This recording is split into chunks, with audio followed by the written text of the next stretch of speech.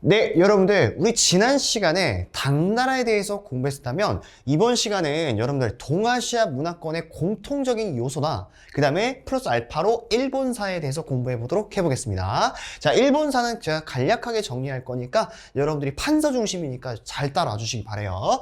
자, 좋습니다. 바로 내용 시작해 보겠습니다. 먼저 동아시아 문화권의 공통적인 요소입니다. 여러분들 동아시아 문화권 하면은 우리가 생각할 때 뭐 한국이나 중국, 뭐 일본, 뭐 베트남까지 뭐 동남아시아에서는 좀 유일하게 베트남 정도가 들어갈 수 있는데요. 이런 동아시아 문화권의 공통점은 뭘까? 한번 생각을 해보자는 겁니다. 첫 번째, 한자. 이건 부인할 수가 없습니다. 한자는 중국에서 파생됐지만 한국인들이나 일본인들, 심지어는 베트남까지도 영향을 줬다고 볼 수가 있습니다. 그러니까 공통 요소는 한자. 그냥 또 뭐가 될 수 있을까요? 유교 역시 마찬가지입니다. 유교 역시 여러분들 한중일의 대표적인 공통 요소가 되겠고요. 그 다음에 이것 빠지면 섭하죠, 여러분들. 바로 뭐가 되겠습니까? 불교가 되겠죠. 이 종교, 불교도 여러분들 동아시아 문화권의 기본적인 공통 요소라는 거 기억해 두시기 바랍니다. 자, 마지막으로 하나가 더 있다면 이것은 바로 유순체제, 율령체제가 되겠습니다. 율령이란 것은 뭐냐면 법에 대한 이야기예요. 법치나 뭐 법전, 이런 기본적인 국가 시스템의 구조를 우리는 율령이라고 하는데요. 이런 율령 체제 역시 한중일의 기본적인 공통 요소라고 볼 수가 있겠습니다. 자, 그러면 각자 한자, 유교, 불교, 율령에 대한 이야기를 그 특징에 대해서 한번 공부해 보도록 해볼게요. 첫 번째, 율령부터 한번 가보겠습니다. 율령은요, 기본적으로 당나라에 만들어졌던 이 율령 체제가 한중일에 쫙 퍼지게 됩니다. 대표적으로 발해뿐만 아니라 이 나라도 당나라의 삼성 육부제도를 그대로 참고했습니다. 그 국가가 바로 어디냐면 일본입니다. 우리나라뿐만 아니라 일본 또한 당나라의 율령을 참고했구나라는 사실을 여러분들이 기억해 두셨으면 좋겠고요. 이건 뭐 율령체제는 아니지만 얼마나 그때 당시에 당나라의 율령체제뿐만 아니라 이런 여러 가지 도시들도 기획할 때도 당나라의 영향을 많이 받았다고 볼 수 있는 거에 바로 뭡니까? 장안성에 무슨 대로가 있냐면 주작대로가 있어요. 이 주작대로가 뭐냐면 여러분들 제가 그림을 잘 못 그리는데 예를 들어서 황제가 살고 있는 궁전이 있을 거 아니에요? 그죠? 황제가 살고 있는 궁전이 있고 궁전에 가기 전에 여러분들이 영화에서 많이 부딪힐 겁니다. 혹시 여러분들 제가 예전에 봤던 애니메이션 중에 뮬란이라고 있어요. 지금 나오는 뮬란은 제가 잘 몰라서 잘 모르겠는데요. 제가 봤던 그런 애니메이션 같은 경우도 뮬란이 이제 전쟁에서 승리하고 이제 뮬란의 군대가 궁에 입성하게 되거든요. 근데 궁에 입성할 때는 여기에 중간에 쫙 비어 있고 양옆에는 어떻습니까? 수많은 백성들이 환호를 해주고 있죠. 이런 장면. 이 대로가 바로 원래 당나라 장안성에서 기인된 거예요. 우리는 이 대로를 가르쳐서 무슨 대로가 하냐면 주작대로라고 합니다. 좀 이름이 좀 이상하네요. 그죠? 주작대로. 자, 반드시 기억해 두세요. 이 주작대로는요, 나중에 발해뿐만 아니라 일본도 그대로 참고합니다. 도시 계획을 구조할 때요. 이 사실을 여러분들이 기억해 두셨으면 좋겠고요. 마지막입니다. 유교가 있습니다. 유교 또한 동아시아 각국의 통치 인형뿐만 아니라 전반적인 사회 규범으로서도 자리 깊게 확립됩니다. 대표적으로 문묘가 있어요. 이 문묘는 뭐죠? 우리 지지난 시간에 있었을 겁니다. 동남아시아 하면서 잠깐 언급했는데요. 문묘라는 것은 유교의 가장 큰 스승이었던 공자님을 모시는 사당이에요. 이 문묘는 한중일 다 있습니다. 이 문묘뿐만 아니라 이 유교에서 가장 중시되고 있는 관리 선발제도. 이게 바로 뭐죠? 과거제도죠. 이 과거제 역시 그대로 이양된다는 거 기억해 두시기 바랍니다. 자, 이렇게 기억하시면 여러분들 율령과 그 다음에 여러분들 유교까지 알아봤다면 네, 여러분들은 이제는 불교랑 한자에 대해서 공부할 거예요. 자, 이 불교를 공부하기 전에 여러분들이 기본적으로 불교의 특징을 여러분들이 아셔야 돼요. 불교는 크게 상자부 불교랑 대승 불교는 아니거든요. 상자부 불교의 특징은 뭐죠? 개인의 해탈이 중시된 거예요. 그 다음에 대승 불교는 개인의 해탈뿐만 아니라 어리석은 중생들을 구제해야 돼요. 제가 이 얘기를 하는 이유가 뭐냐면 동아시아는 전통적으로 상자부 불교보다는 무슨 불교예요? 대승불교라는 거 다시 한번 기억해 두세요. 즉 대승불교라는 거는 자 한마디로 어리석은 중생들을 구제시키는 게 그것이 가장 큰 목적성이 갖고 있는 거죠. 자, 또 하나 이런 불교는 동아시아에 있어서 여러 가지의 왕실들의 보호를 받고 성장을 하게 됩니다. 이건 위진남북조 시대 때 제가 다시 한번 언급했던 부분이고요.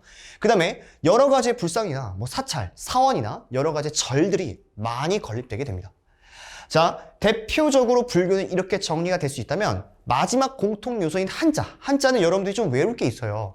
자, 신라 같은 경우는요, 한자를 본딴 글자가 만들어지게 되거든요. 설총이라는 사람이 만들었던 이두 문자가 되겠습니다. 그 두 번째, 일본에서는요, 이 한자를 본딴 가운데 만들어졌던 문자가 있습니다. 그 문자가 바로 가나 문자가 되겠습니다. 자, 세 번째 여러분들, 이제 베트남인데요. 이 베트남 역시 한자의 영향을 받아서 만들어지게 됩니다. 그 문자가 바로 무슨 문자냐면 쯔넌 문자라고 있습니다. 이렇게 여러분들이 기억해 두시면은, 아, 동아시아의 기본적인 공통 요소가 네 가지, 즉 유교, 불교, 율령, 여러 가지 요소들로 나뉘어져 있다는 걸 여러분들이 기억할 수 있다는 거죠. 마지막으로 뭐 한자까지도요. 자, 이렇게 되면 여러분들 동아시아 문화권의 공통 요소까지 알아보셨고요. 이제 마지막으로 공부해야 될 것은 일본사입니다. 자, 장소를 이동해서 일본사에 대한 필기를 제가 간략하게 해봤거든요. 그래서 일본사를 제가 간략하게 설명하고 이번 시간 마치겠습니다. 먼저 야요이 시대부터 가보겠습니다. 여러분들, 이 야요이 시대는요, 일본사에 있어서 이제 기본적으로 국가가 탄생되기 이전에 벼농사가 시작되고 그 다음에 청동기랑 철기가 사용되던 시대예요. 엄밀히 말씀드리면 야요이 시대 이전에 이미 일본에는 신석기 시대가 있었어요. 그 시대가 가리켜서 조몬 시대라고 하는데, 이게 교과서마다 출판이 되는 곳이 있고 안 되는 곳이, 그러니까 언급이 되는 곳이 있고 되지 않는 곳이 있으니까 여러분들이 분별적으로 기억해 두세요. 굳이 적어주자면 이 시대 이미 이전에 조몬 시대가 있었다는 거 기억해 두세요.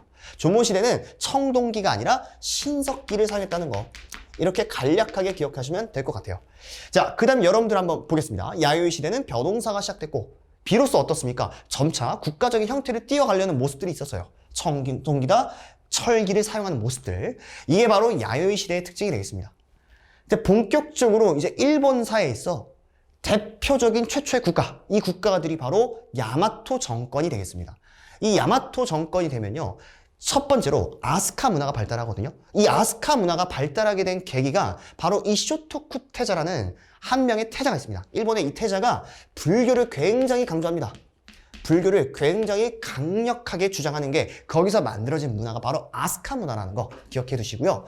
그 다음에 야마토 정권 시대는요, 아직까지 일본인들이 그러니까 일본인들 스스로가 어떤 국가를 체계적으로 만들기에는 부족하다고 생각을 했던 것 같아요. 그래서 여러 선진국들에게 유학생을 파견합니다. 대표적으로 견수사. 견수사라는 건 뭐냐면요, 볼견자예요. 뭘 본다는 거예요? 수나라.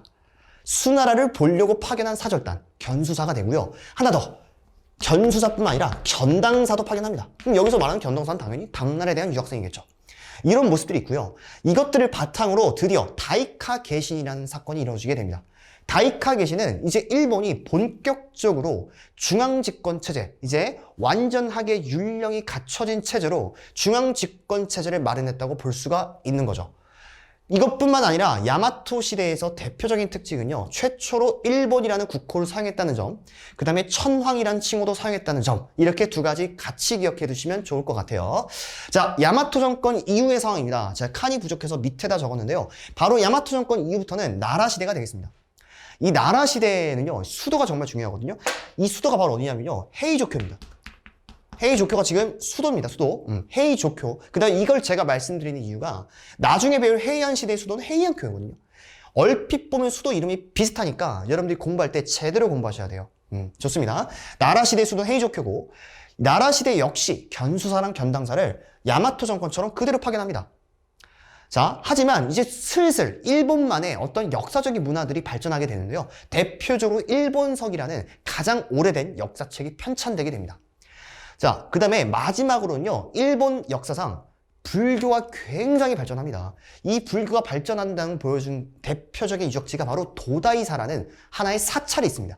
여기까지 여러분들이 기억해 두시면 좋겠습니다. 자, 마지막입니다. 헤이안 시대인데요.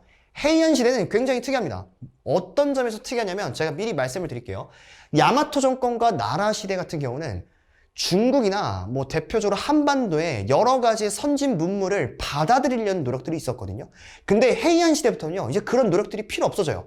나름대로 이제 우리는 어떻습니까? 받아들인 만큼 받아들였으니까 이제는 일본만의 고유한 문화를 만들어 보자. 이게 바로 헤이안 시대의 가장 큰 특징이에요. 느낌 잡으셨나요? 바로 가보겠습니다. 헤이안 시대는 먼저 수도가 헤이안큐입니다. 기억해 두시고요. 비교. 헤이안큐가 수도가 되겠고요. 대표적으로 이 시대부터는요. 슬슬 왕권이 약화되기 시작해요. 여러분들, 왕권이 약화되기 시작했다는 것은 돌이켜 얘기하면 정반대로 보자면 귀족의 권력은 어떻게 될까요? 그렇죠. 귀족의 권력은 당연히 강화될 수밖에 없는 거예요. 귀족의 권력이 강화되면서 귀족들만이 소유하고 있는 토지들이 많아지게 됩니다. 그렇게 만들어진 제도가 바로 장원 제도가 되겠습니다. 그래서 장원들이 발달하는 모습들 다 헤이안 시대의 특징이니까 반드시 기억해 두세요. 그리고 귀족들의 세력이 강화된 것과 동시에 여러분들이 뭐 하나만 더 알아두셨으면 좋겠는 게 무사계급이 슬슬 성장하게 됩니다. 왕권이 약화되면서 이 특징까지 기억해 두시고요. 자, 그 다음 마지막 또 보겠습니다. 견당사 파견이 됐어요? 안 됐어요? 안 됐어요. 왜 그럴까요? 이제는 견당사 파견할 필요가 없는 거예요. 일본의 고유한 문화를 발전시키려는 노력 때문에 견당사 파견이 중지됩니다.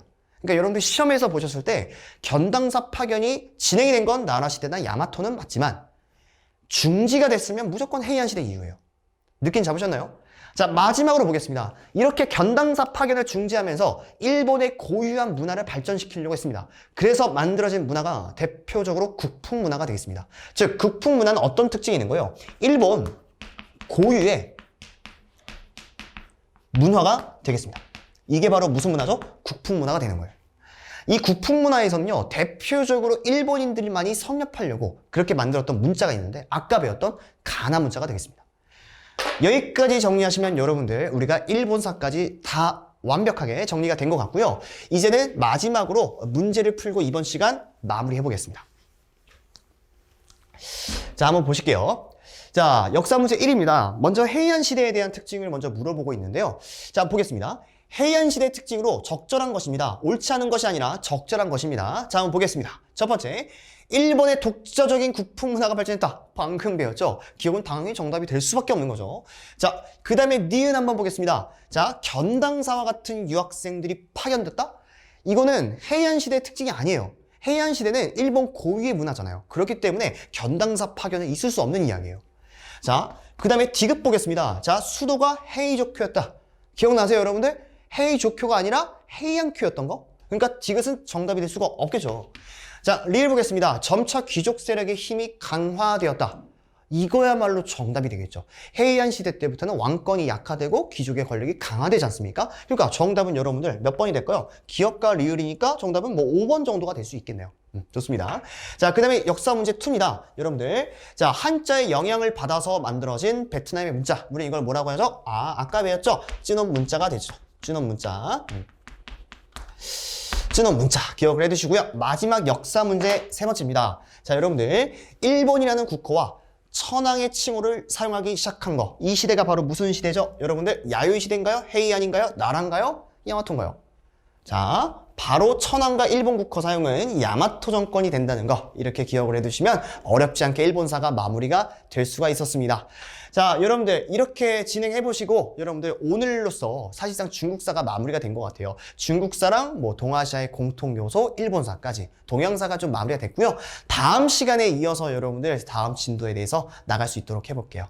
듣느라 고생 많으셨습니다. 감사합니다.